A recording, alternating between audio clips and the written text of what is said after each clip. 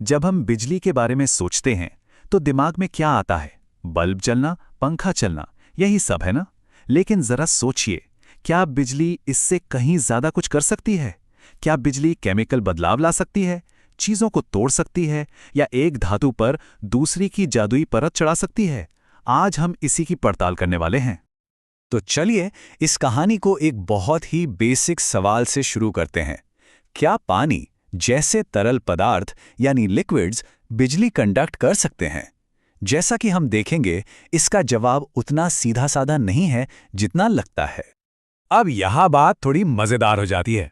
जो एकदम शुद्ध पानी होता है ना, जिसमें कोई मिलावट ना हो, वो असल में बिजली का बहुत ही खराब कंडक्टर है। लेकिन जैसे ही हम उसमें थोड़ा सा नमक या नींबू का रस मिला देते हैं, बूम, वो अचानक एक बढ़िया कंडक्टर बन जाता है। तो साफ है, यहां पानी के अलावा कुछ और भी है जो काम कर रहा है। इस पूरे प्रोसेस को ठीक से समझने के लिए हम इन 4 हिस्सों को देखेंगे। पहले, बिजली और लिक्विड्स का क्या रिश्ता है। फिर इलेक्ट्रोलिसिस की प्रक्रिया क्या होती है। इसके बाद इलेक्ट्रोप्लेटिंग की कमाल की तकनीक, और आखिर में हमारी रोजमर्रा की चीजों में इसका इस्तेमाल कहां-कहां होता है। तो चलिए पहले हिस्से पर आते हैं, बिजली और तरल पदार्थ। आखिर ऐसा क्यों है कि कुछ लिक्विड्स तो बिजली के इतने अच्छे दोस्त हैं और कुछ बिल्कुल नहीं? आइए पता लगाते हैं। इसका सारा राज पता है किसमें छिपा है? इन छोटे छोटे पार्टिकल्स में, जिन्हें हम आयन्स कहते हैं। जब नमक या एसिड जैसी कोई चीज पानी में घुलती है, तो वो इन चार्ज वाले आयन्स में टूट जाती है, और ये आयन्स उस घोल में आजादी से घूम सकते हैं। बस इन्हीं आयन्स की मूवमेंट की वजह से बिजली उस तरल में बहने लगती है। और सबसे बढ़िया बात पता है क्या है? हम इस केमिकल रिएक्शन को अपनी आंखों से देख सकते हैं। जब बिजली किसी कंडक्टिव लिक्विड से गुजरती है तो इलेक्ट्रोड के पास अक्सर गैस के बुलबुले बनने लगते हैं।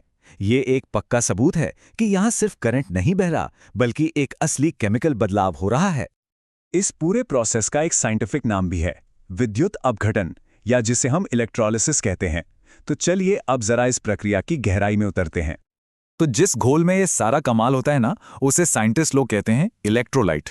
सीधी सी बात है, ये आयंस वाला कोई भी ऐसा तरल है जो बिजली को अपने अंदर से गुजरने दे। यही हमारे एक्शन का मैदान है। अब इस घोल में बिजली पहुंचाने के लिए हमें चाहिए 2 मेटल की रॉड्स। इन्हें कहते हैं इलेक्ट्रोड्स। ये आमतौर पर तांबे जैसे किसी गुड कंडक्टर धातु से बने होते हैं, और इन्हें एक बैटरी से जोड़ा जाता है, जो हमारे करंट का पावर हाउस है। ये दोनों इलेक्ट्रोड एक टीम की तरह काम करते हैं, पर इनके रोल अलग अलग हैं। जो बैटरी के नेगेटिव सिरे से जुड़ा है वो है कैथोड, और जो पॉजिटिव सिरे से जुड़ा है वो है एनोड। अब होता यह है कि घोल में मौजूद पॉजिटिव चार्ज वाले आयंस नेगेटिव कैथोड की तरफ खिंचे चले जाते हैं, और यहीं से सारा खेल शुरू होता है। अब जब हमें बेसिक बातें पता चल गई हैं, तो चलिए इसके सबसे कॉमन और प्रैक्टिकल इस्तेमाल पर चलते हैं, इलेक्ट्रोप्लेटिंग। ये सच में एक धातु पर दूसरी की परत चढ़ाने का जादू है। तो इलेक्ट्रोप्लेटिंग है क्या चीज? सीधी सी भाषा में कहें तो ये इलेक्ट्रोलिसिस का ही इस्तेमाल करके किसी एक चीज पर दूसरी धातु की पतली सी लेयर चढ़ा देना है। समझिए कि यह साइंस की मदद से की जाने वाली एक तरह की मेटल पेंटिंग है। ये प्रोसेस काम कैसे करता है? बहुत ही स्मार्ट तरीका है। पहला स्टेप, जिस चीज पर परत चढ़ानी है, मान लीजिए एक चम्मच, उसे हम बना देते हैं नेगेटिव इलेक्ट्रोड यानी कैथोड।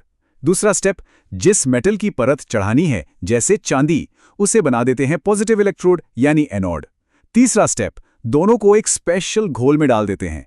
और चौथा और आखिरी स्टेप, जैसे ही बैटरी से करंट पास होता है, एनोड यानी चांदी से आयन निकलकर कैथोड यानी चम्मच पर चिपकने लगते हैं, और बस देखते ही देखते एक खूबसूरत परत तैयार हो जाती है।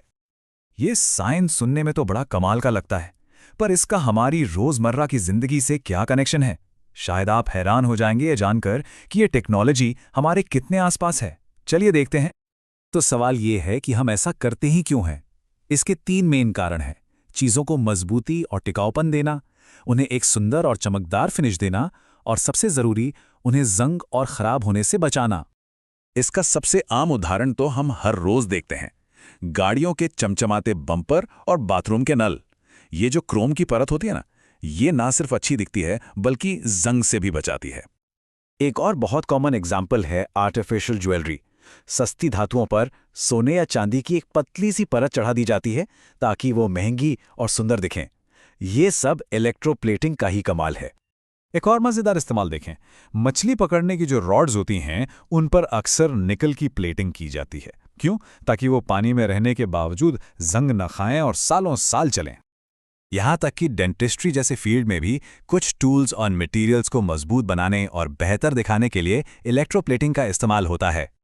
और एक मज़ेदार बात पता है, साइंटिस्ट कैसे चेक करते हैं कि किसी लिक्विड में करंट बह रहा है या नहीं? वो अक्सर एक छोटे से एलईडी बल्ब का यूज़ करते हैं। एलईडी की खास बात यह है कि उसे जलने के लिए बहुत ही कम करंट चाहिए, सिर्फ 1.5 वोल्ट। इसलिए वो बहुत कमज़ोर करंट को भी पकड़ लेता है, बिल्कुल वैसे ही जैसे इलेक्ट्रोलिसिस में होता है। तो हमने देखा कि बिजली सिर्फ लाइट जलाने के काम नहीं आती, बल्कि ये तो असली केमिकल जादू भी कर सकती है। तो अब अगली बार जब कोई भी चमकचमाती मेटल की चीज़ दिखे, चाहे वो चम्मच हो या गाड़ी, तो एक पल के लिए रुककर सोचिएगा ज़रूर, क्या इस पर इलेक्ट्रोप्लेटिंग का जादू हुआ है?